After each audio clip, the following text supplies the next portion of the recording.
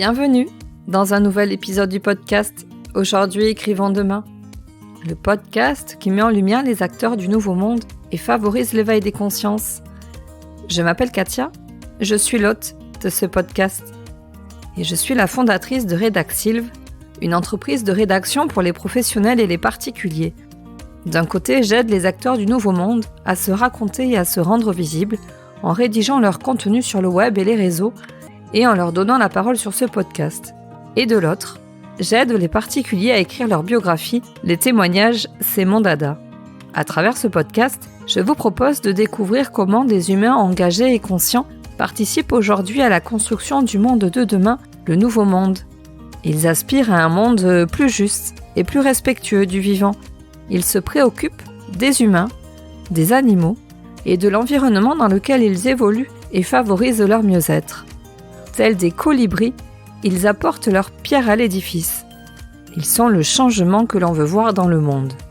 Tous les lundis, je mets en ligne une nouvelle interview d'un acteur du nouveau monde pour que vous puissiez connaître son histoire et son talent, comprendre qui il est, ce qu'il fait, comment il est arrivé à faire ce qu'il fait, savoir ce qu'il apporte à ce nouveau monde. Je vous embarque avec moi le temps de cette rencontre en toute authenticité et humilité. Aujourd'hui, Benoît Flamec me fait l'honneur d'être mon invité. Benoît vit à Angers. Il est graphiste-illustrateur, c'est un autodidacte. Il est également animateur pour enfants. Je l'ai découvert durant la crise Covid sur les réseaux et parce qu'il avait illustré le livre de Stéphane Chatry et Louis Fouché, Tous résistants dans l'âme, que je m'étais empressée de lire à sa sortie. Il aime à dire qu'il est un dessineur de l'invisible et non un dessinateur. Il va nous expliquer pourquoi. Il a à cœur de faciliter notre compréhension de phénomènes habituellement difficilement compréhensibles tels que le monde de l'invisible, l'au-delà, le chamanisme, la physique quantique. Son nom est régulièrement associé à des noms d'auteurs connus. Jean-Jacques Charbonnier, Philippe Guillemant, Louis Fouché. Nous allons parcourir son histoire afin de mieux appréhender qui il est et comprendre son attrait pour le monde de l'invisible en tant qu'illustrateur. Je ne vous en dis pas plus. Immiscez-vous dans notre conversation. Bonne écoute. Bonjour Benoît. Bonjour Katia. Comment vas-tu? Ça va très bien, ça va très bien. Je devais garder mes enfants ce matin, mais mon voisin les garde gentiment là, le temps de le temps de l'interview. Alors merci à ton voisin. Et Ah bah oui, merci sans lui, oui, on Oui. serait pas là. Et merci à toi d'avoir répondu à mon invitation. Ah bah avec grand plaisir, ça me fait très plaisir. Tu me disais en aparté que tu étais surpris parce que tu étais de plus en plus sollicité pour prendre la parole. Bah oui, c'est ça, et c'est pas du tout un truc que je cherche, c'est un truc qui m'arrive, et je mets pas vraiment beaucoup d'enjeux dedans, et en général, l'expérience me fait comprendre qu'en général, quand tu mets pas d'enjeux, les choses arrivent toutes seules.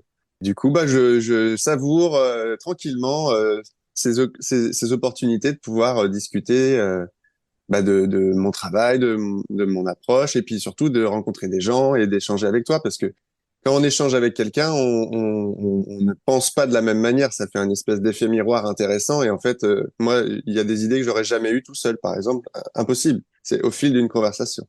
Donc, en fait, je viens avec curiosité discuter avec toi. Et puis, pour apprendre à te connaître, parce qu'on s'est eu peut-être 1 heure au téléphone, mais c'est tout. Ça fait. Alors, doublement merci. Alors, pour ceux qui ne te connaîtraient pas suffisamment, est-ce que tu veux bien nous dire qui tu es, Benoît, en quelques mots? Moi, je suis originaire de Perros-Guirec, de les Côtes-d'Armor. Ça, je le dis parce que on me présente comme étant angevin, mais c'est pas vrai. Moi, je suis breton. De toute façon, en général, ouais, Flamec, bon, ça sonne un peu. Hein. Et du coup, moi, j'ai été animateur pendant longtemps. J'ai fait des études de psychologie aussi. J'ai Et oui, j'ai appris que tu avais un master où tu étais arrivé au niveau du master de psycho.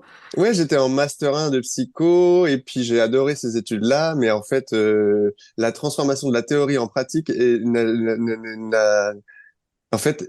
peu expliquée et quand on y allait en stage et tout, j'étais systématiquement en difficulté et en plus, avec mon bagage d'animateur, ça plaisait peu que j'utilise le jeu comme moyen thérapeutique. C'était mal vu en fait et ça, je l'ai très mal vécu. Et après, s'en est suivi un problème de santé qui m'a fait me dire que il fallait que je change de voie ou que je le fasse différemment.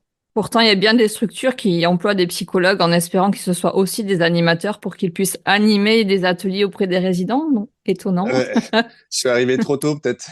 Je suis arrivé trop tôt. Et bah, du coup, ça répond aussi à ta question, par rapport au fait d'arriver trop tôt. Du coup, moi, j'ai travaillé 2 ans aussi dans une ferme pédagogique où j'ai vécu, où j'ai eu beaucoup de liberté. J'étais avec les animaux, les enfants, toutes les choses qui me plaisent. J'ai même pu dessiner un peu partout dans la ferme, sur la tôle, au milieu des vaches et tout. Il y a des dessins partout dans la ferme. La ferme, la Clé des Champs, à Andard, pas loin de chez moi. Et en fait, ça m'a donné une expérience professionnelle extraordinaire. Et en fait, et j'ai eu l'occasion ensuite de devenir dessinateur. Donc, peut-être qu'on y reviendra tout à l'heure. Et du coup, là, je suis dessinateur depuis 4 ans, bientôt 5. Et c'est pareil, j'aurais jamais imaginé être un dessinateur un jour. Je l'ai toujours dessiné depuis petit, mais chaque jour que je passe à faire ce qui me plaît est un jour gagné, quoi, pour moi. Si ça s'arrête demain, j'aurai aucun regret. Tu pensais continuer à être animateur pour enfants? Bah, je savais pas bien. Je savais, genre, je sais pas. Bah, peut-être que j'aurais fait autre chose, je sais pas. Je sais pas. Je sais pas. Mais en tout cas, plus le temps passe et plus je vais vers des choses qui me plaisent. Et le fait d'être à mon compte fait que j'ai aussi beaucoup de liberté et que j'ai pas de patron. Et ça va bien avec ma personnalité. Moi, je veux bien un patron, mais il faut qu'il soit juste, il faut que les choses soient bien claires, bien équilibrées entre tout le monde. Si c'est juste un patron qui essaye de m'imposer son autorité, ça va pas marcher. Non, pas du tout. Donc là, j'ai la chance de pouvoir choisir avec qui je travaille et de pouvoir refuser aussi des choses. Donc c'est quand même super, malgré le côté assez précaire de ce statut d'artiste-auteur qui est pas facile, mais c'est pas grave, j'y vais à fond. Tu es artiste, par définition, quand tu es reconnu comme un artiste auteur dans les classifications. Voilà, c'est ça. Ouais. Ouais, c'est ça, T'as la maison des artiste-auteur. artistes? Oui, c'est ça, Maison des artistes. Ouais, ouais, Maison des artistes. Et puis là, je suis en train de me renseigner pour rejoindre un truc de portage salarial avec que des artistes aussi, tu sais, c'est des, pour avoir un statut qui est un peu meilleur, on va dire, si c'est français ce que je viens de dire. Et puis de rencontrer d'autres gens aussi. Et c'est une logique collective qui est très intéressante. Tu vois, on n'est pas tout seul, quoi. On est avec, parce que là, je suis tout seul, je me débrouille, quoi, tu vois. Mais ça va, ça se fait. Mais ça peut être une expérience intéressante. Petite parenthèse, moi je suis en coopérative. Alors c'est un peu dans Ouais, l'idée du portage salarial, mais la coopérative, tu n'es pas encore immatriculé puisque c'est la coopérative qui te prête ou qui te met à disposition son bah, numéro, c'est ça? Son c'est une numéro coopérative. ciré et Mm, en fait, il faut pas que tu sois encore immatriculé. Et c'est vrai que tu bénéficies de l'accompagnement de conseillers et de tous les c'est autres ça. entrepreneurs présents. Voilà, c'est une coopérative, c'est ça. Et effectivement, la difficulté de l'entrepreneur, c'est l'isolement, la solitude, Mm, puis d'être multicasquette et on n'a pas forcément les compétences dans tout. C'est-à-dire qu'on est à la mm, fois mm. vendeur, commercial, producteur, Exactement. Avocat. communicant, voilà, comptable. Et la coopérative, elle peut venir aussi compenser ou t'aider dans ce qui peut Mm, mm. être ouais, compliqué pour toi. Mm. Donc tout ça pour dire que voilà, moi j'aime bien être entouré, j'aime bien rencontrer des gens, partager des idées, et c'est vrai que bah, j'essaie de le faire dans toutes les facettes de ma vie, quoi. Comment tu es passé d'animateur à dessineur, puisque c'est comme ça que je t'ai entendu dire. Bah, dessineur, pour la petite blague, j'ai sorti pendant un pitch que j'avais fait pour une finale d'un TEDx où j'ai pas été pris, mais ça on pourra en reparler. Où en fait, je me suis dit, bah comment je peux me présenter? En fait, les enfants m'ont toujours, quand ils me présentaient les uns aux autres, ceux qui me connaissaient disaient à ceux qui me connaissaient pas, ah mais lui il est dessineur lui. Et du coup c'est resté. Bah en fait c'est logique. Pourquoi on dirait dessinateur? Ça n'a enfin c'est pas du tout logique. Les enfants sont plus logiques que nous. Ouais, ouais, oui. Et qu'est-ce qu'ils comprennent justement les enfants de ce que tu fais? Parce que tu as commencé par illustrer le livre de Jean-Jacques Charbonnier qui est La mort expliquée aux enfants, donc un livre qui leur est destiné. Qu'est-ce Oui, qu'ils c'est vrai. comprennent à ce que tu dessines, à ce que tu fais? Est-ce que tu as des retours? Ben, déjà, quand j'étais animateur, c'est vrai que je dessinais, je faisais beaucoup de dessins avec eux, je leur apprenais aussi beaucoup. Et je pense que un jour, j'ai essayé de compter, je pense que j'ai dû faire des milliers et des milliers de dessins, quoi, pour eux, quoi. Ils viennent avec une idée, oui, je voudrais un lapin, qui mange des carottes en faisant du surf, à la montagne, machin. Et en fait, ça m'aidait vachement à dessiner, déjà à dessiner des choses que je savais pas faire aussi, tu vois. Donc, ça m'a beaucoup, beaucoup entraîné pendant des années. Et après, ce qu'ils en comprennent, bah, dans la mort expliquée aux enfants, je pense pas qu'ils comprennent le fond, mais enfin si, ils comprennent le fond spontanément, mais la forme, ils s'occupent plutôt du fait qu'un personnage soit rigolo ou pas, tu vois, mais pas forcément ce que je veux faire passer comme message, tu vois. Mais du coup, c'est là où c'est important que ce livre que tu as pris, pour exemple, soit lu par les parents avec les enfants. Parce que ça nécessite quand même un accompagnement, parce que c'est pas n'importe quel sujet, ça parle de beaucoup de choses très sensibles, hein, même le suicide, par exemple, ou je sais pas, ou le le handicap, tu vois, le décès d'un proche. Enfin, tu vois, c'est quand même particulier. Et puis en plus, c'est le premier livre que j'ai fait, donc t'imagines, la barre était très très haute. Il fallait vraiment faire attention, à être clair, à être drôle mais pas trop. Tu vois, à utiliser un humour assez léger. Mais par contre, ce qui est chouette, c'est que je reçois souvent des petites lettres, des fois manuscrites, d'enfants qui m'envoient qui m'envoient une petite lettre pour m'en remercier, tu vois, ou alors les parents qui m'envoient des mails et c'est chouette, je suis content, je suis content. Je suis content de pouvoir permettre à Jean-Jacques, parce que c'est Jean-Jacques Charbonnier qui l'a écrit initialement, je suis content de permettre à Jean-Jacques d'étendre encore plus ses idées, quoi, tu vois. Oui, ça se voit avant tout un support de communication entre les parents et les enfants. Comme tu dis, c'est C'est accompagné ça, par les parents, donc c'est peut-être d'abord aussi à destination des parents. Ils savent pas toujours se dépatouiller de ces questions c'est de ça, la mort. c'est ça. Hmm, Et hmm. après, c'est pas des réponses toutes faites, c'est ça que j'aime bien. C'est qu'on n'est pas en train de dire c'est ça et pas autrement, en fait. Pour moi, c'est très important de pas être péremptoire comme ça. Pas faire de prosélytisme. Bon, voilà, on propose une idée, qu'est-ce qu'on en fait, quoi? Et on en discute, qu'est-ce que ça fait chez toi? Et pour ça, il faut le faire avec douceur. Ce que Jean-Jacques arrive à très bien faire. C'est quelqu'un qui sait à la fois être rentre dedans et à la fois qui sait faire les choses avec égard, hein, comme on disait tout à l'heure. Ouais. Comment est-ce que tu t'es retrouvé à faire l'illustration de ce livre? Bah, je me suis retrouvé un jour chez une libraire qui à Angers qui s'appelle Anne-Lise qui m'a dit un jour mais il faudrait que tu envoies des dessins à Jean-Jacques Charbonnier parce que j'avais acheté plusieurs fois La mort expliquée aux enfants qui n'était pas illustré à ce moment-là et en fait du coup je l'avais pas pris au sérieux et puis bon bah je me suis dit un jour allez je vais lui envoyer des dessins parce que ça peut être marrant.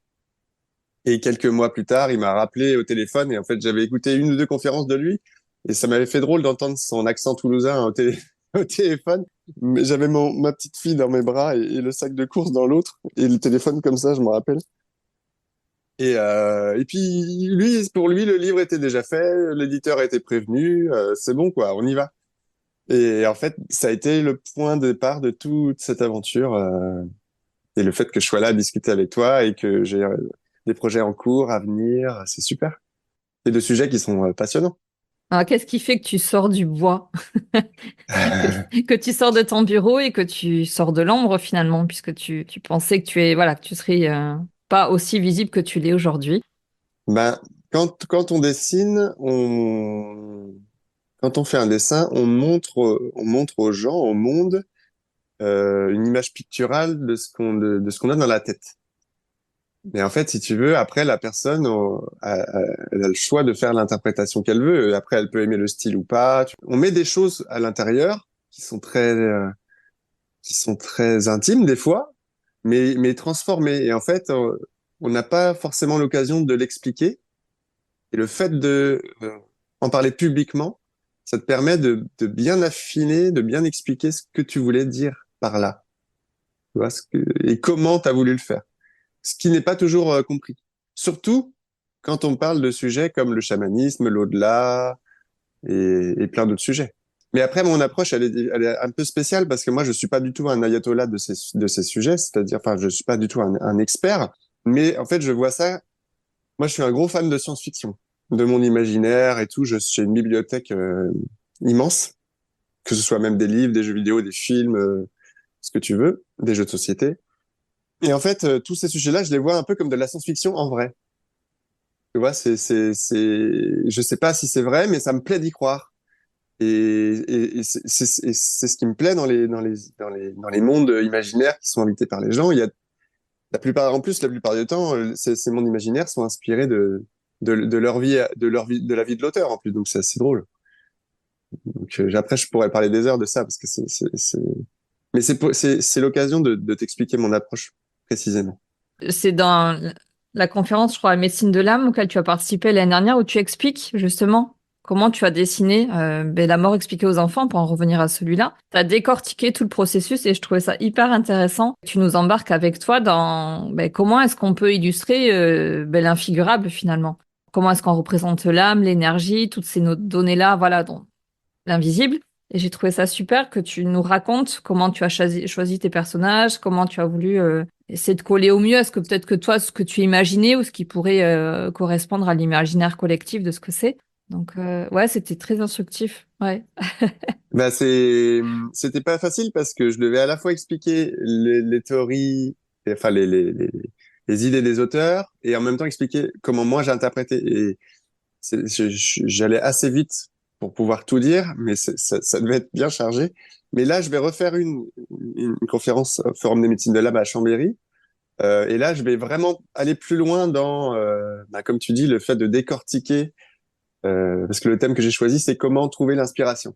Et du coup, c'est l'occasion idéale pour aller encore plus loin là-dedans, quoi. Que ce soit mes sources d'inspiration à moi, comment développer la créativité, dans quel état émotionnel on est le mieux. Est-ce que le problème n'est pas la solution finalement? Tu vois, toute cette manière de raisonner, quoi. Oui, tu nous amènes avec toi aussi dans l'envers du décor, dans ton C'est ça, bureau. c'est ça. Moi, j'adore les making-of des films. J'adore savoir ce qui s'est passé derrière, savoir une scène, par exemple, jouée par un acteur qui a été adoré de tous, a été la scène que lui a détesté faire, par exemple. C'est ce genre de choses que j'adore, l'envers du décor. Bah, du coup, l'invisible, comme tu le dis, c'est l'envers du décor. Tout ça m'intéresse. Et je pense que c'est trop tabou aujourd'hui et il faut des interprètes. Même si je suis pas d'accord avec tout, hein. Il y a plein de choses que je trouve complètement barrées, hein. Mais, je sais pas, il y a des niveaux comme ça de choses qui sont, je pense, raisonnablement acceptables. Et plus tu fais de recherches, plus tu es ouvert à ces sujets-là. Mais faut toujours avoir un petit doute qui reste. Ouais, c'est hyper important parce qu'après, on a vite fait de tomber dans l'inverse, c'est-à-dire l'espèce de... en fait, j'en ai discuté avec pas mal de mes amis et certains auteurs là. En fait, si tu veux, ces sujets-là, c'est bien, mais en fait, ça pourrait avoir aussi l'apparence d'une fuite de la réalité. Parce que si tu te dis qu'il y a un monde invisible et que celui-là régit notre monde visible, en fait, on occulte la réalité réelle, le principe de réalité, comme on dit en psychanalyse. Et en fait, c'est une fuite en avant et c'est très dangereux. C'est là où on peut parler de dérive, tu vois. Et pareil, pour ceux qui sont à fond, trop à fond dans le matériel. En fait, ils occultent un aspect de leur vie qui est important. Et en fait, du coup, je pense qu'il faut trouver un juste milieu. L'un nourrit l'autre. Et en fait, on pourrait me reprocher d'aller vers des sujets qui sont trop spirituels, mais en fait, moi, j'aurais tendance à répondre, oui, mais plus je vais explorer ces sujets-là, plus j'ai d'impact, plus ça a d'impact dans ma réalité, dans mon monde matériel, en fait. Tu vois, par effet de miroir. Comme un monde imaginaire, quand on lit Le Seigneur des Anneaux, par exemple, Le Seigneur des Anneaux, c'est une allégorie de la condition humaine. Les elfes, les nains, les orques, tout ça, c'est des facettes de la personnalité de l'être humain qui sont retransposées. Et en fait, toi, tu vas te projeter, tu vas dire, alors, tiens, moi, qu'est-ce que je serais comme espèce? Comment moi je réagirais dans cette situation? C'est intéressant. C'est intéressant comme manière de voir les choses. J'espère qu'être assez clair parce que tu vois, ça peut être diffus, hein. Oui, en tout cas, j'entends que c'est quand même essayer de trouver un équilibre entre ce monde visible et invisible, entre la rationalité et peut-être on pourrait penser la perte de contact avec la réalité. Parce que si on commence à psychiatriser les choses, on pourrait penser qu'on est du côté des hallucinations et des idées délirantes. C'est ça? Comment prouver l'existence d'eux? C'est Et en ça, bien même sûr. temps, est-ce qu'on peut vraiment nier et dire qu'il n'y a absolument rien? Bon, on a quand C'est même de plus ça. en plus de témoignages qui viennent conforter l'idée qu'il y a quelque chose dans le monde de l'invisible. Et qu'est-ce qui fait, à ton avis, que tu t'orientes de plus en plus vers ces représentations-là? Est-ce que ce sont des choix délibérés de ta part? Est-ce que ce sont les projets qui s'imposent à toi? Moi, je le dis à chaque fois, mais il va falloir que je la sorte un jour, cette BD. Je travaille sur une bande dessinée depuis longtemps. Bon, d'ailleurs, j'ai décidé d'en parler un peu plus dans la prochaine conférence à Chambéry. Je vais me lâcher un peu. Mais en fait, ce projet-là traîne parce qu'en fait, tous les livres que j'illustre là alimentent ce projet. Donc, en fait, là, je les enchaîne les uns après les autres et c'est des sujets différents en plus. Donc, ça va forcément nourrir le projet, me nourrir moi, me permettre de rencontrer plein de gens. Donc, bon, bah, c'est avec regret que je décale ce sujet-là. Donc, en fait, pour ceux qui connaissent le principe de la rétrocausalité, euh, c'est un peu ça qui m'arrive. C'est-à-dire que j'ai cette idée-là de bande dessinée et en fait, je fais très attention à la manière dont je m'y prends pour y arriver, de respecter des tas de valeurs qui me sont chères, par exemple, ou de bien m'entourer, tout ce genre d'idées-là. Et j'ai l'impression que plein de petites choses arrivent pour me permettre d'y arriver. Et, et c'est qu'une impression. Mais en attendant, dans la réalité, c'est ce qui se passe. Donc bon, bah, je me dis que je suis pas forcément sur la mauvaise voie, donc je continue comme ça. Mais à un moment donné, il va falloir la sortir, cette BD-là. Ah bah c'était une de mes questions. Quelle est la date de Bah, sortie là, de... Alors, je sais pas si on peut dire le nom de ta BD. oui, on peut dire le nom. Elle s'appellera Homo sapiens. Elle s'appellera Homo sapiens parce que bah, je suis un fan aussi de paléoanthropologie. Et Odo, bah, je le dis pas tout de suite, sinon je vais j'allais dire vendre la mouche, vendre la mèche. Oui, vous m'excusez d'avance, des fois je mélange des expressions, hein, ça m'arrive. Et qu'est-ce que je voulais dire? J'ai perdu le fil, excuse-moi, On parlait Katia. de ta BD dont Ah oui. quand tu commences à parler du nom. Alors du coup, là il m'arrive quelque chose de particulier, c'est que je suis en train là de faire une bande dessinée, mais c'est pas ma bande dessinée à moi, c'est pour Philippe Guillemant, qui c'est la version BD du Pic de l'Esprit qui est sorti en 2015, je crois. Et là d'ailleurs, j'ai fini le storyboard hier soir. Donc ce sera je vends la mèche. Ce sera une bande dessinée de 120 pages avec un index d'une trentaine de pages, donc 150 pages. Donc ça va être un beau truc. Et en fait, c'est ma première bande dessinée et c'est la première fois que je me prête à l'exercice. Et tu vois, comme je te disais tout à l'heure, cette bande dessinée-là aussi est une étape pour me préparer pour ma BD à moi. Et ma BD à moi renverra à tous les livres que j'ai faits avant, qui vont donner de la crédibilité à mon travail présent et futur. Quel Et oui, storytelling. alors là, excuse-moi, j'ai pas dit la date. Je pense en 2020, courant 2025, j'envoie les dossiers à des maisons d'édition. Voilà. Ça, c'est prévu. Voilà. Excuse-moi, je t'ai coupé, mais il fallait que je réponde à la question. Non, je te disais quel storytelling. Donc c'est un petit peu le fil rouge de toutes tes interviews de nous parler de ta BD, donc on est à hâte, Bah ouais, tu c'est vois? ça. Et il faut pas que je passe pour un imposteur. Il va falloir la sortir à un moment donné. Donc, Et en même temps, à force d'en parler, de l'ancrer dans la matière, ça t'engage aussi c'est ça. à poursuivre ton projet et aller au bout de ton projet. C'est ce que Philippe Guillemot dit souvent. Lui, Philippe Guillemot, c'est un physicien qui est chercheur au CNRS, fraîchement retraité. Et en fait, lui, c'est très tôt dans sa carrière, parce que je commence à connaître le personnage, très tôt dans sa carrière, il s'est mis à faire des choses qui avaient l'air impossibles à ce moment-là, et il a réussi. Mais parce qu'il a fixé l'objectif, il a dit je vais faire ça. Et en fait, il a réussi. Mais est-ce qu'il a réussi parce que on lui disait que c'était impossible, tu vois? Donc d'où l'importance de se mettre des enjeux qui ont l'air vertigineux, mais là, tu vois, par exemple, là, les 120 pages dont je te parle, il faut que je les mette en noir et blanc, dans 4 mois. Bah, ça a l'air impossible. Mais je vais garder un état d'esprit qui va faire que, ben si, je vais faire en sorte que ça le soit. C'est-à-dire, tu dis mettre en noir et blanc, c'est quel est le processus de création d'une BD? Est-ce que là, tu dis tu as fait le storyboard, c'est-à-dire, c'est l'entièreté de la BD ou c'est les grandes lignes?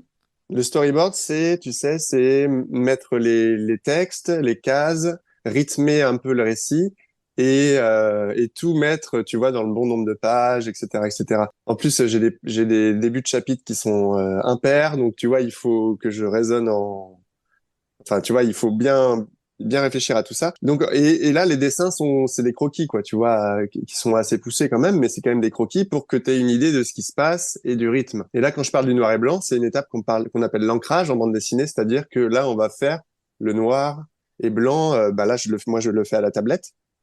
Et ensuite, une fois que le noir et blanc sont terminés, là, tu ajoutes les couleurs. Mais ça a l'air facile comme ça, mais c'est pas si facile. Non, je pense pas que ce soit si Mm. facile que ça. Je disais que tu étais un autodidacte, tu n'as pas pris de cours. Alors, je t'ai entendu dire que pour toi, il n'y avait pas quelque chose d'inné parce que tu avais beaucoup travaillé, mais pour autant, tu n'as pas pris de cours nécessairement pour apprendre à dessiner comme tu le fais aujourd'hui.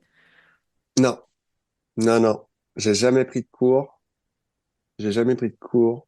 Mais par contre, je me suis beaucoup inspiré des autres. Ça, c'est sûr. D'auteurs que je connais. Après, il y a des choses aussi, tu sais, qu'on enregistre pendant notre enfance aussi, hein, qu'on ressort de manière inconsciente. Tu vois, toutes les BD que j'ai lues quand j'étais petit, il y a forcément un style, tu sais, que j'ai aujourd'hui qui est imprégné de ça.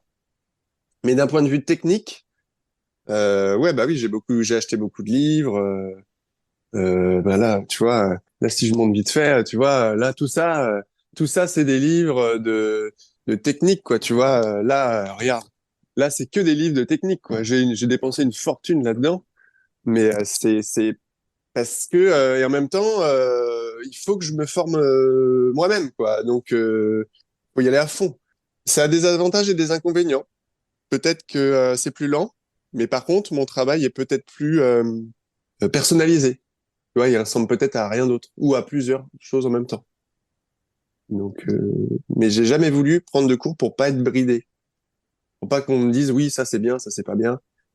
À un moment donné, un dessin, à un moment donné, tu vois qu'il est beau, tu vois qu'il y a un truc qui est bien équilibré. Et ce qui est pratique, c'est que t'as pas besoin d'avoir fait des longues études pour en faire ton travail, parce que si la personne elle voit tes dessins, elle va dire ah ok bon, lui il se débrouille plutôt pas mal, on va essayer de faire un truc avec lui. Et le dessin, c'est particulier comme métier parce que tu vois, je sais pas moi, si t'es carreleur, admettons, on te demande de faire un carrelage dans une véranda. Bon bah, il y a une manière de le faire qui est très précise. En plus, la personne, elle va choisir le motif, admettons. Bon voilà, c'est fait, c'est calé. Mais un dessinateur, c'est très subjectif. Il y a beaucoup de personnes qui vont pas aimer ce que je dessine en termes de style, en termes de couleur, en termes de trucs. Donc en fait, des fois, tu peux travailler pour quelque chose sans avoir de rétribution derrière, parce que la personne, ça va pas lui plaire, tout simplement. Donc et on peut passer des années à dessiner sans gagner un rond, mais bah, c'est un métier qui est pas facile. C'est un métier qui est pas facile. Beaucoup, beaucoup, beaucoup travailler. Et pas que le dessin. Faut travailler sa communication, faut travailler son image. Donc, euh, Donc merci de me permettre de le faire, Katia. Alors, qu'est-ce qui fait qu'aujourd'hui tu acceptes de prendre la parole parce que tu as fait quelques interviews, tu commences à faire des conférences? Est-ce que tu as un message en particulier à transmettre? Ou tu as une intention particulière en te mettant dans la lumière aujourd'hui? La position derrière les rideaux, tu sais, à être l'illustrateur de quelqu'un, c'est une position qui est très sécuritaire, très pratique. Et ça me va très très bien. Mais si je veux progresser, on va dire personnellement, humainement et tout, il faut que je fasse ça. Parce que tu te mets en difficulté. Et quand tu te mets en difficulté, si tu le fais délibérément, ça va. Tu assumes derrière. Donc, du coup, je suis dans cette démarche de progression. Tu vois, j'ai participé à la finale pour faire un TEDx, mais j'étais dans des conditions, mais tu imagines même pas. J'étais à un niveau de stress pas possible. Juste avant, c'était un cadre particulier en plus. Mais j'étais fier de l'avoir fait, tu vois. C'est quelque chose que je vais garder, qui va peut-être m'aider pour les prochaines fois où je ferai des conférences, justement. Et alors, pourquoi faire des conférences? Ben, comme je t'ai dit tout à l'heure, hein, pour non seulement expliquer comment je le fais, mais pourquoi. Et pourquoi je le fais? Ben, en fait, c'est simple, hein. Moi, je veux que moi, je veux que les gens ils se sentent bien. C'est aussi simple que ça. C'est la raison d'être de la bande dessinée que je suis en train de faire, c'est je veux que les gens, en lisant cette BD, ils se sentent bien. Et pour ça, je dois être dans un état d'esprit où moi, je suis bien. Et c'est pas toujours facile, mais pour y arriver, il y a des tas de conditions. Déjà, il faut avoir un cadre amical, familial qui est bien stable. Il faut être entouré de personnes qui sont qui te veulent que du bien. Et c'est pas facile. C'est pas facile. Après, il faut faire ce qui nous plaît. Après, bah, il faut avoir aussi un système de valeurs. Faut comme une espèce de code d'honneur. J'en parlais avec Mourad au téléphone la dernière fois. Mais là, je suis pas en train de donner la recette pour être heureux, hein, mais c'est en tout cas comment C'est moi la je m'y tienne. prends. Mais et il y a des jours où ça va pas et c'est ok. Mais il faut les assumer ces jours-là. Du coup, tu fais plus rien pendant 3 jours. Hop, tu t'affales, tu gamberges un peu et hop, ça va. Plutôt que de résister à se dire ah non mais pourquoi machin machin. En fait, c'est pire. Des fois, vaut mieux. Je vais te poser la question des valeurs, mais je voudrais juste revenir aussi sur ton expérience du TEDx. J'ai écouté ton pitch et je me suis demandé, mais comment est-ce qu'ils ont reçu le message que tu leur as transmis? Est-ce qu'ils étaient à l'écoute, sidérés? Quelle résonance ça a eu pour... Alors, il y a un jury, j'imagine, plus tous les autres participants qui étaient là aussi à t'écouter. C'est comme ça que ça se passe? En fait, il y avait un public et des bénévoles et en fait, tout le monde votait. Ah, Ouais, d'accord. il y avait peut-être 70 personnes. Et en fait, si tu veux, bah, je vais pas expliquer moi-même, je vais citer mon ami Eric Barou, qui est musicien. Bah, d'ailleurs, c'est son logo là sur ma tasse. Ah oui, je l'avais rencontré, il était venu faire un concert ici près de chez moi. Oui, oui, bah, et donc Eric qui pendant la crise est passé de ville en ville pour faire des concerts dans la rue. Et du coup, on est Il est devenus venu amis chez maintenant. Roxane. Ouais, c'est ça. Ouais. Et, euh, Et lui, il m'a dit qu'il avait vu le pitch aussi. Il m'a dit, c'est marrant. On aurait dit un funambule qui s'apprête à faire un truc et on voit le gars, on se dit, il va jamais y arriver. Et, et en fait, si, il y arrive très bien. En fait, ce que je savais pas, c'est que après, je vais pas trop m'avancer, mais d'après ce que j'ai compris, les idées qui sont promues dans ce milieu-là, c'est plus technologie, IA. Et en fait, j'ai discuté avec un gars qui a gagné dans une autre catégorie. Et en fait, lui, je crois que ça s'appelle IA Preacher. Tu sais, les prêcheurs, quoi. C'est comme une religion. Et, et, et, et du coup, moi, je lui expliquais que j'étais de l'autre côté de sa manière de voir à lui, quoi. Si tu veux, lui, il voyait l'IA comme une extension de l'humain, alors que moi, je voyais l'humain comme une extension de l'âme, tu vois. Et alors là, bon, bah, je l'ai fait bugger, tu Oui, vois. certainement. J'ai fait bugger. Mais par contre, il était intéressé. Et après, il m'a dit, ah ouais, mais tiens, l'IA, ça peut servir aussi pour le deuil. Tu vois, tu peux prendre la photo, mettre la personne qui est décédée en 3D et elle peut parler avec toi. Et je fais, mais et tu trouves, enfin, je lui dis, mais tu trouves ça bien? Parce que je sais pas si ça peut aider en fait. Et à moins que ce soit bien mis en place et régulé dans le temps, mais franchement, ça m'a l'air. Enfin bon, en fait, j'arrive comme ça avec mon sourire, mon enthousiasme à parler de trucs de ouf qui sont mon quotidien en fait. C'est pour ça que Eric parlait de somnambulisme, de Oui. funambulisme ou de funambulerie, je sais pas comment on dit. Euh, c'est qu'en fait tout ce que je disais euh, allait me casser la gueule quoi, tu vois. Mais c'est passé parce qu'en fait moi j'ai pas été pris. Mais à la fin, il y a beaucoup de gens qui sont venus me voir en catimini pour me dire ah là mais c'est super intéressant ce que tu as dit. Moi j'ai ma grand-mère qui fait des trucs qui coupe le feu avec ses mains. Ensuite il y a une autre personne qui me dit ah oui ma tante a fait une expérience de mort imminente. Donc si tu veux les idées elles sont là mais elles sont pas publiques. Mais moi je suis arrivé avec mes grands sabots. Tac, on va parler de ça. Je suis allé trop vite, trop loin, je crois. Alors après, bien évidemment, on ne voit qu'un montage, donc Oui, on ne voit qu'une partie de ce qui s'est passé. Alors après, c'est une succession d'images où on a l'impression que le public j'ai eu cette sensation un peu de sidération et oh, mais qu'est-ce qu'il nous raconte? qu'est-ce qu'il dit?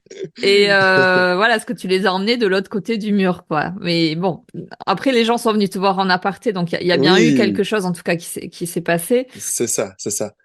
Bon, tu n'as pas Après, été retenu, mais bon, est-ce que vraiment c'était une finalité pour toi ou finalement tu sèmes des graines aussi sur ton passage? Et bah, puis en la fait, oui, c'est discussion que tu as ça, eue avec le gars sur l'IA, c'est hyper intéressant en fait. c'est Là, c'est ça. deux mondes qui s'affrontent de deux perceptions. Ah bah c'est ça. Sauf que oui, et puis lui, si tu veux, pour lui, il y a vraiment, là pour le coup, il est vraiment dans le prosélytisme de l'IA. Tu vois, il est vraiment dans le truc. C'est sûr, c'est ce qui va permettre à l'être humain d'évoluer c'est le transhumanisme à l'état pur. Et moi, je suis de l'autre côté. Et, mais moi, j'y vais, par contre, moi, j'y vais avec diplomatie, j'y vais avec, tu vois, à petits pas, tu vois, alors que lui, il arrive, voilà. Mais après, attention, je le critique pas du tout, hein. Non, Il d'accord. s'appelle Sylvain, il est très gentil. Comme les organisateurs du TED et tout, c'est super, hein. C'est très, très bien foutu, on est bien encadré, franchement, c'est bien. Mais après, je regrette pas du tout d'avoir perdu, parce que du coup, c'était sûrement une marche qui était un peu trop grosse, un peu trop rapide. Mais par contre, si je suis amené à en faire un ou une chose de la même forme, je ferai, mais je m'y prendrai différemment. Je m'y prendrai différemment. Là, je suis allé la fleur au fusil. Et voilà. Mais après, je sais pas si tu connais le syndrome de Galilée. Je crois que ça s'appelle comme ça. Tu sais, c'est le fait qu'on se dise qu'on a une idée extraordinaire et que tout le monde nous rejette parce que notre idée est extraordinaire. Mais en fait, c'est pas enfin, moi, c'est pas du tout comme ça que je vois les choses. Mes idées me plaisent. J'aimerais bien les partager avec les gens pour qu'on en discute. Ouais, c'est surtout ça. Donc, donc voilà. J'espère avoir été clair. Ouais, et en même temps, tu dis que tu étais dans une catégorie qui n'était pas peut-être nécessairement la tienne. Si il y avait une catégorie passion, une catégorie art et une catégorie, je sais, passion, art et technologie, je crois, je sais plus. Et moi, j'étais dans la catégorie art. Bah, du coup, et le thème, c'était entre le visible et l'invisible. Donc, tu vois, c'était parfait. Mais, Ah, c'était la thématique. ouais, Vous c'était étiez la tous thématique. à traiter de cette thématique-là? C'est ça. C'est ça. Ok. Moi, j'étais en plein dedans, mais je pense que, et puis, j'ai peut-être pas fait le show à l'américaine qui était demandé. Moi, j'y suis allé avec mes tripes, avec mon cœur, avec mon authenticité, mais c'est pas ce qui était attendu. C'est ce que m'a dit la responsable d'ailleurs. À la fin, elle m'a dit, c'est super ce que tu as dit, mais il fallait le faire sous une autre forme. Donc, en fait, finalement, c'est ce que j'avais dit sur Facebook quand les gens avaient gentiment répondu pour me soutenir. En fait, j'ai jamais été aussi content d'avoir raté quelque chose. Est-ce que c'est Euh, vraiment un échec? bah, Non? on peut le dire. On peut le dire. On peut le dire que c'était un échec, mais après, c'est pas, le problème, c'est pas l'échec. Le problème, c'est comment on fait avec l'échec. Ou est-ce que c'est une expérience de plus que tu as vécue et comme tu dis, qui t'a permis peut-être de passer une étape supplémentaire aussi, toi, dans ton parcours et ton processus? Bien sûr, mais ça, Et puis je trouve aussi d'affirmer pleinement ta posture. Parce que là, ouais, tu as un oui. public de non-avertis, c'est-à-dire quand tu vas au sommet de médecine de l'âme, Oui, moi, c'est ça. je t'interview, bon, comment dire, on est sur la même longueur d'onde, on se comprend dans ce qu'on se dit. Là, tu es devant un public qui, a priori, ne vient pas t'écouter toi particulièrement, ou Oui, soutient ce c'est que tu vrai. portes comme message. Donc là, tu viens aussi, toi, poser quelque chose dans ta posture. Incarner peut-être pleinement qui tu es, les valeurs que tu portes, justement, ce que tu fais. Ce qui est rigolo, c'est que, c'est comme je te dis, c'est que j'arrive là-bas, c'est comme si, je sais pas, on allait parler de la météo, sauf que moi, je te parle de tout ça. Mais c'est, ça m'arrive tout le temps dans ma vie, ça. Euh, Tu vois, mais même pas forcément ces sujets-là, tu vois, des fois tu parles de choses de manière légère et assumée et ça déplaît. Ça déplaît aux gens, tu vas trop loin, alors que je trouve que non. Et c'est ce que j'ai dit dans ce TED, c'est que c'est comme si j'avais l'impression qu'il y avait un mur des idées qu'on ne pouvait pas franchir. Et en fait, je pense que c'est important, ne serait-ce que d'aller voir. de l'autre côté, sans forcément traverser, mais aller voir un peu ce qu'il y a de l'autre côté. Ça peut que être formateur. Et là, on parle de ces sujets-là, mais ça peut être même des peuples que tu connais pas, ça peut être des langues. Alors que là, tu vois, avec la géopolitique actuelle, on te force à être dans un camp, à détester quelqu'un d'autre, que ce soit au niveau militaire, de la santé, de ce que tu veux. On t'oblige, on te met des œillères comme ça psychologiques. Mais en fait, moi, je refuse catégoriquement ce genre de façon de penser, quoi. Je fais le lien avec Tu as deux citations sur ta présentation sur ton site internet que j'ai relevé. Une de Jacques Brel enfin une citation des paroles et de Françoise Dolto. Et je me demandais aussi si ça résumait l'engagement que tu as dans cette vie-là. Alors Jacques Brel, il nous dit la pire forme, pour rejoindre ce que tu dis, d'absurdité, d'accepter ce monde tel qu'il est aujourd'hui et de ne pas lutter pour un monde comme il devait être, comme il devrait être, pardon. C'est un beau lapsus que tu as fait. J'ai C'est dit un beau quoi, comme il lapsus. devait être? Ouais, c'est un beau lapsus. Oui. En fait, c'est ce que je dis souvent.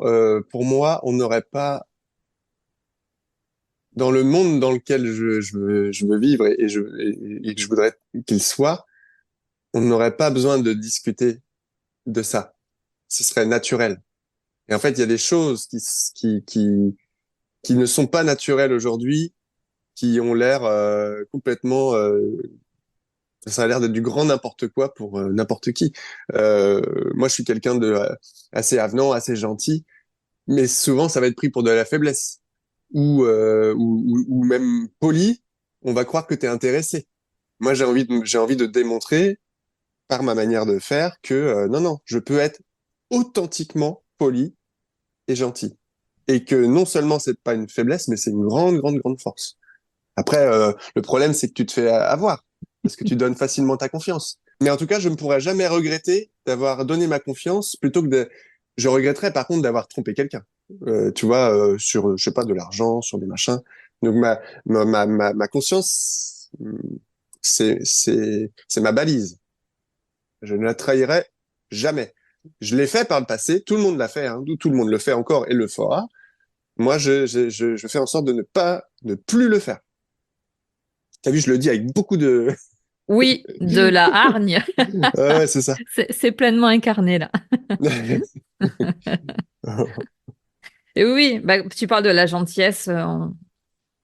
Effectivement, on en vient à penser que ça peut être un défaut, que c'est ah mais il est vraiment trop gentil et en fait ou de dire de quelqu'un qu'il est gentil, ce serait en fait péjoratif. On a vraiment tout inversé. De toute façon, c'est depuis 2020, j'ai l'impression que tu sais, la balance des mœurs, elle a pas fait ça ou ça, elle s'est décalée. Ça veut dire que ce qui était raisonnablement équilibré il y a 7-8 ans, bah en fait, comme ça s'est décalé, c'est devenu un extrême. Tu vois, c'est devenu, je sais pas si je suis assez clair, mais toutes les valeurs ont été décalées. Et toi, en fait, toi, tu parles de choses qui sont naturelles et normales, et en fait, tu passes pour un fou. Et c'est ça que j'ai du mal à comprendre. Et pour ça, il faut, moi, c'est mon truc à moi, c'est le dessin. Parce que je peux le faire avec mes amis, mes proches, même des gens que je connais pas, que je vais croiser dans la vie de tous les jours. Mais des dessins, ça diffuse plus large. Et en plus, j'ai une espèce de protection parce que je me cache derrière le nom de l'auteur. Ça veut dire, moi, je ne suis pas d'accord à 100% avec tout ce que disent les auteurs. C'est pas vrai. Il y a des choses avec lesquelles je suis pas d'accord. Et c'est très bien comme ça. Et de multiplier les domaines et les auteurs, ça me donne plus de crédibilité, je trouve. Parce que du coup, j'ai une arborescence et je suis pas juste dans une ligne. Et après, là, je fais ça en ce moment, mais je pourrais très bien faire des livres jeunesse ou des choses comme ça. Ça me plairait, ça aussi. Est-ce que tu voulais dire, excuse-moi? Non, j'ai ce fameux syndrome de l'imposteur qui me vient quand tu dis de travailler avec de plus en plus d'auteurs aussi, ça me donne plus de crédibilité. Est-ce que est-ce que tu as l'impression oui, comment dire, de pas avoir suffisamment confiance ou de douter ou de pas être encore assez crédible sur le travail que tu fais Tout le temps. tout le temps? Tout le temps. Tout le temps, tout le temps, tout le temps. Je suis en recherche de crédibilité constante. Et la bande dessinée dont je te parlais tout à l'heure, mon projet à moi, en fait, j'essayais de crédibiliser un monde et des créatures qui n'existent pas.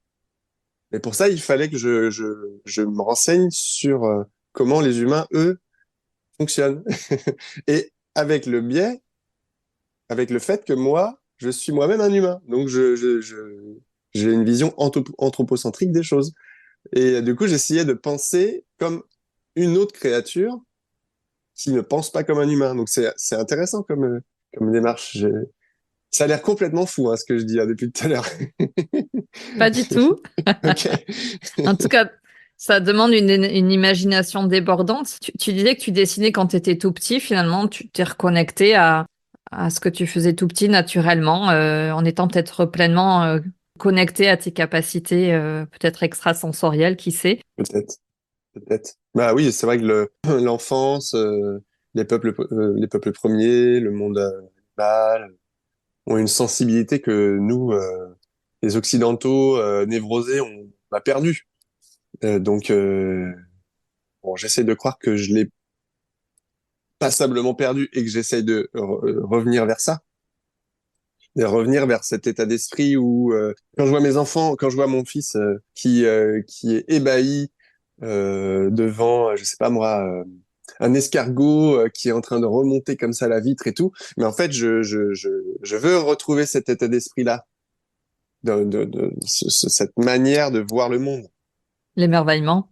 Bah oui, et c'est pour ça les enfants sont super. C'est pour ça que j'adore travailler avec les enfants. Et j'ai voulu avoir des enfants moi-même.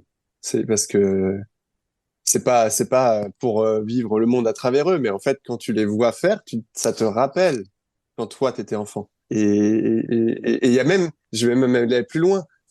Essaye toi-même, pas maintenant, mais peut-être une autre fois, mais de te mettre dans l'état d'esprit dans lequel t'étais quand t'étais enfant. Tu sais, en train de jouer. Et tu sais, il y a une sensation comme ça. En tout cas, pour moi, ça me fait ça. Et des fois, elle est très fugace. Elle vient comme ça et elle repart. Mais c'est des micro-souvenirs comme ça, tu vois. Et est-ce que tu te mets dans cette sensation-là justement pour dessiner? Ouais, exactement. Exactement. Et ça, pour ça, en fonction de ce que je dessine, je vais mettre de la musique particulière. Souvent, quand j'ai passé une bonne journée ou avec des amis et qu'on a discuté de trucs et tout machin, des fois, je vais être inspiré par un truc. Et en fait, là, je pense que je retrouve cet état d'esprit là où, tu sais, je trépigne, tu vois, je vais prendre ci, je vais prendre ça, je vais dans mon bureau, je m'installe, tout est prêt, tu vois. Et là, je peux dessiner 4, 5, 6 heures d'affilée jusqu'à 2 heures du mat et sans boire, pisser, manger. Je suis à fond. Et ça m'est arrivé il y a pas longtemps là. Je me suis acheté des figurines, tu sais, à monter un truc qui s'appelle Warhammer. Et je montais une équipe c'est des petits gnomes, tu sais. En fait, c'est très minutieux, tu vois. C'est de la colle, t'en fous plein les doigts, et c'est des toutes petites figurines comme ça. Et les gnomes, ça me faisait penser au monde, tu sais, au Corrigan en Bretagne, tu vois. Et je me suis mis du punk celtique en truc, et j'ai fait ça pendant 4 heures. J'étais comme un gosse. Et c'était il y a 2 jours. J'étais trop content. Et je pense que j'ai encore là dans mon corps la dopamine de ce truc-là aujourd'hui. Mais bon, elle part petit à petit, mais il faut jouer avec. Et pour avoir de l'inspiration, il faut être dans cet état d'esprit-là de ferveur, quoi, tu vois, où t'es comme ça, quoi. T'es pris dans le truc. Ça me fait penser à mon ami Mandus que j'avais aussi interviewé, qui est artiste sculpteur, mais il est spécialisé dans l'art vibratoire, enfin spécialisé. Ce qu'il produit, ce qu'il réalise génère des ondes de forme, donc il est dans les vibrations. Donc autant dans le dessin que sur ses sculptures, il va aussi représenter ces ondes-là. Et il n'a pas toujours été artiste sculpteur puisqu'il a été précédemment directeur commercial dans la métallurgie. Il a fait un arrêt cardiaque et basculement, il s'est orienté dans l'art de manière autodidacte comme toi. Il n'a pas appris à fabriquer les sculptures qu'il fait ou à dessiner ce qu'il fait aujourd'hui. Et en fait, il est revenu au dessin il y a bientôt 2 ans. Et en discutant avec lui, en fait, il se rappelle que c'est ce qu'il faisait depuis qu'il était tout petit. Mmh, c'est Et ce marrant. qu'il faisait dans les réunions d'équipe quand il s'emmerdait un peu, tu vois, il se mettait à dessiner. Et en fait, il y a 2 ans, il s'est reconnecté à ça. Tu vois, Mmh. dans une période peut-être de questionnement, de doute sur est-ce que je continue, qu'est-ce que je fais, etc. Et comme toi, il s'est mis à dessiner et pendant des heures et des heures, il est capable, même dans des postures parfois improbables Ah ouais, non, mais c'est sûr. Ah, mais attends. et Ah ouais, dans non, un mais c'est état ça. presque méditatif, dans un espèce d'état un peu second et C'est avec ça. voilà un plaisir et une joie retrouvée aussi de Ah quand il ouais, était enfant. Mais c'est et il y ça. a énormément de créativité et d'inspiration. Donc c'est un état très particulier. Ouais, Mais ouais. pour Mais tu le lui, sens tu le si on sens dans arrive ton à se ventre, là. connecter, ah Ouais. ouais, ouais. Ah ouais, Qu'est-ce- tu le sens comme ça, là. Ouais. Ouais. Donc oui, ça rejoint aussi ce que tu dis toi quand tu dis que tu dessinais depuis tout petit. Finalement, tu t'es peut-être jamais vraiment déconnecté de ça. Et finalement, c'est ça, cette zone de génie que chacun a probablement, tu vois, de qu'est-ce qu'on faisait quand on était petit, qu'est-ce qui nous mettait en joie, qu'est-ce qu'on adorait faire, on y passait des heures, on voyait pas le temps passer. Ben, si on arrive peut-être à se connecter à ça, ben voilà, c'est... Mais là, tu soulèves une question qui est très très intéressante parce que tu vois par rapport à la crise cardiaque par exemple de ton ami ou le fait qu'on se dise que après le CP par exemple, notre enfance elle s'arrête un peu, tu vois, souvent on entend ça. Mais du coup, moi j'aime bien souvent parler d'adversité. Est-ce que si j'avais passé ma vie entière à dessiner sans être bridé, comme la société, comme on peut accuser la société de le faire, est-ce que j'aurais cette énergie aujourd'hui? Est-ce que il fallait attendre, désolé pour ton ami, hein, mais est-ce qu'il fallait attendre d'avoir une crise cardiaque pour faire ce qui nous plaît? Eh ben, peut-être que oui. Peut-être que oui. Peut-être qu'il fallait endurer des choses pour se relever plus fort et faire des choses. Parce que si on est dans le confort permanent, en fait, on ne va pas soulever des choses, on ne va pas vouloir transcender quelque chose, on va pas vouloir. Et du coup, la crise sanitaire et tout ce qui nous arrive et tout machin, si tu le vois comme des choses à surmonter, eh ben, c'est complètement différent que d'en avoir peur et de rester prostré et de désigner quelqu'un du doigt en disant lui, c'est de sa faute à lui. C'est complètement différent. Et travailler avec Louis Fouché, pour moi, c'était très très important parce que déjà, je l'adore en tant que personnage public et en tant que personne, sa femme également. Il m'a donné l'occasion de me positionner en tant qu'artiste, même si c'était très très très risqué. Ça peut être pour moi te fermer des finito, hein. portes. Voilà, mais c'est pas grave. J'assume pleinement ce truc-là. Dans 20 ans, je suis sûr que je te dirai encore que je ne regretterai pas ça. Et, Même que tu seras et fier. ah mais carrément, carrément. Et mais parce que voilà, il c'était pour moi c'était pas ça, c'était trop en contradiction avec mes valeurs. Je voulais pas en trahir une seule. Et s'il fallait être au banc de la société pour ça, pas de problème. Et en plus, je vais l'assumer. Je vais même faire des dessins pour aller plus loin dans le truc. Et je pense que c'est mon approche par rapport à tous ces sujets-là. Ah bon, tu veux pas en parler, c'est tabou? Eh ben tiens, on va faire des trucs et on va le faire en douceur, avec humour. Et puis voilà, on va y aller tranquille. Mais je te remercie parce que tu me permets d'aller avec, tu vois, Et là, il y a de la ce que j'ai au fond, ferveur et il quoi, y tu vois. a... Ah Ouais, oui, ouais, oui. c'est ça. Ouais, c'est ça. C'est Mais ça, je c'est te ça, je crois remercie. que t'es vraiment... Enfin, tu assumes pleinement, enfin, c'est ce que je t'ai dit tout à l'heure, tu assumes pleinement cette posture que tu prends. Et tu es décidé à, voilà, à sortir de l'ombre et à parler clairement de ces sujets, comme tu dis, qui sont tabous, ou au risque de... Et tu sais quoi? J'accepte même de ne pas être connu ou même d'être invisible. Ça me dérange pas du tout. C'est, c'est, c'est, c'est, c'est une expérience qui est agréable. C'est sympa. Parce que tu rencontres plein de gens. C'est ça que j'aime bien. Mais c'est pas du tout quelque chose que je recherche. Et du coup, il y a plein de gens qui me disent oui, mais mets plus de trucs sur Facebook, va sur tel réseau, machin, machin. Déjà, ça me prend un temps fou. Ça me prendrait un temps fou. Et en fait, j'ai envie que les choses viennent d'elles-mêmes, quoi. Et si ça vient pas, tant pis, c'est pas grave. Du coup, j'ai moins d'enjeux. Si ça peut pas échouer parce que je ne mets pas d'enjeu dedans. Donc, moi, de toute façon, j'ai que des avantages. Là, je te rencontre toi, je discute avec toi, j'ai rencontré des tas d'auteurs. Là, je vais traiter un nouveau sujet, là, je peux le dire maintenant, sur la médecine psychédélique avec Olivier Chambon et Stéphane Schillinger. C'est le prochain projet après. Mais t'imagines, c'est super. Euh, Combien de personnes rêveraient de passer du temps avec un de ces deux gars-là pour parler de ça autour d'un café? Mais j'ai de la chance avec le dessin, je peux. Et en plus, je vais travailler avec lui pour mettre en valeur son travail. C'est génial. C'est c'est super. Tout est fluide. Ouais, c'est ça. Et puis, je dis pas ça du tout pour me vanter. C'est plus un encouragement à poursuivre ses rêves et après, bah, on n'a plus qu'à profiter du voyage. Même si c'est jamais facile, il y a des moments où ça va pas, la vie, tac, elle te met des bâtons dans les roues, mais c'est pas grave. C'est c'est pas toujours facile, mais. Mais l'authenticité paye. Bah, écoute, Et de se en tout respecter cas, soi, tu as fait référence à tes valeurs plusieurs fois, de ouais. respecter ton intégrité et tes valeurs finalement. Bah, Mais, tu en vois le résultat aujourd'hui. et je suis pas encore la meilleure version de moi-même, hein. Parce que des fois, dans le développement personnel, on entend des gens, on a l'impression qu'ils sont accomplis, tu sais, on voit presque l'auréole et puis l'aura, machin. Mais non, mais moi, je discutais avec Nicolas Fraisse qui fait des sorties de corps là, qui est très connu et j'étais dans sa maison.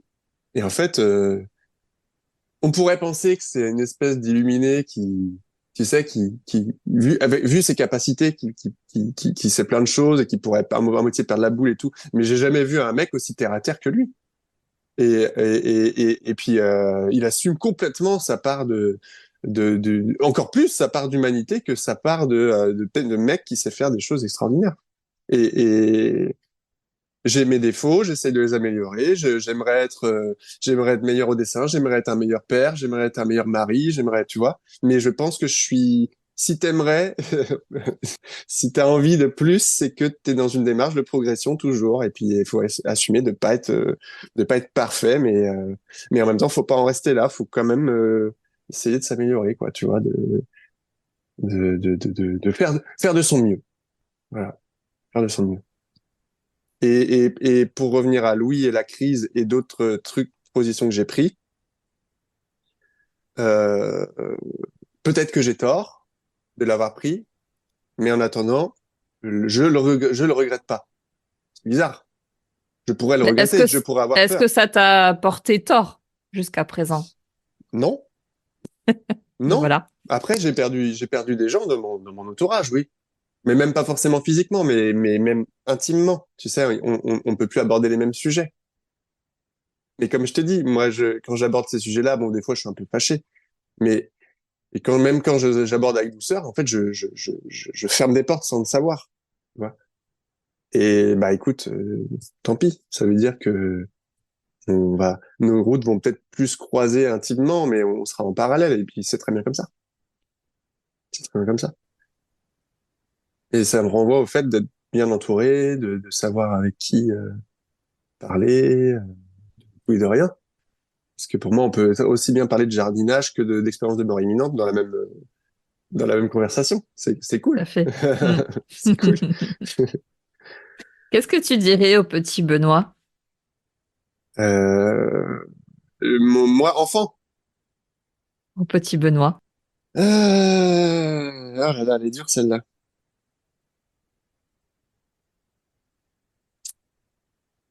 Donc, je sais pas. Bah, je dirais fais de ton mieux. Je lui dirais ça. Je dirais, fais de ton mieux. Je pense que c'est le meilleur conseil qu'on puisse donner. Je crois que c'est un des accords Toltec, en plus, il me semble. Fais toujours de ton mieux. Ça me revient. Mais oui, je pense que je dirais ça. Je dirais fais de ton mieux et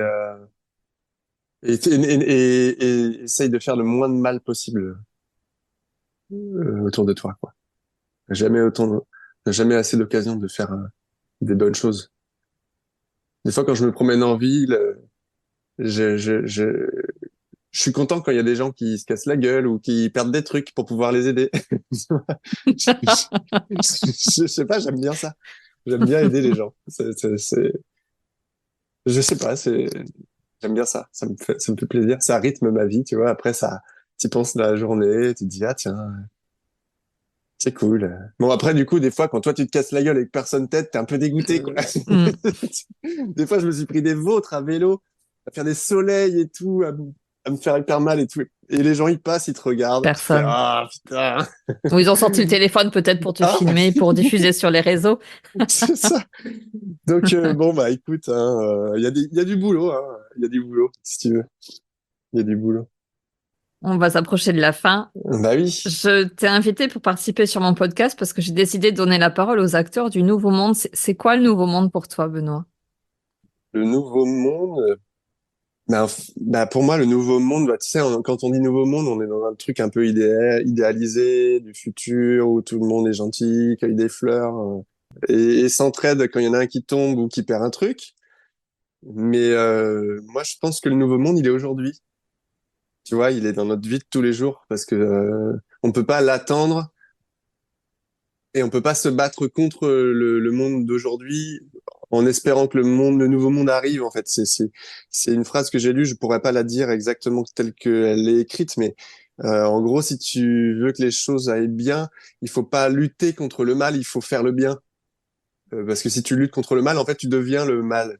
Même ta manière de faire est pas bonne. Donc, c'est faire de son mieux et du coup, trouver la bonne manière de le faire. Et la bonne manière, c'est en respectant l'autre.